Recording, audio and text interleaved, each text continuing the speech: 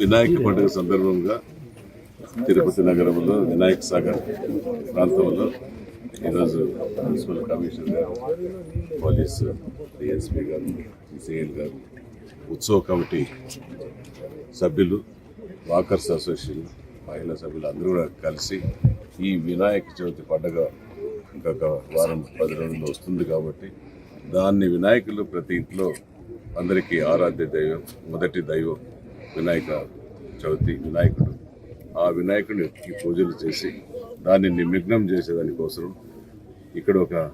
వినాయక సాగర్ కాంప ఏరియాలో ఒక మంచి పాండ్ ఏర్పాటు చేసి మంచినీళ్ళు, తెలుగు నీళ్లు దానికి నింపి అక్కడ తిరుపతి పట్టణంలో ఉండే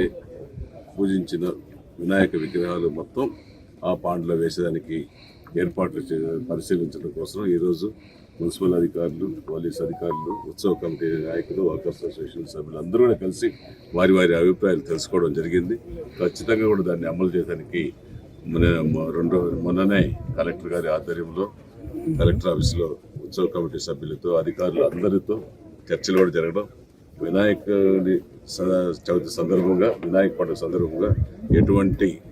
ఇబ్బందులు లేకుండా ప్రజలకు చేసే బాధ్యత అధికారులకు, ప్రజాప్రతినిధులకు తప్పకుండా చూసుకుంటామనేసి కూడా ఈ సందర్భంగా తెలియజేస్తున్నాం.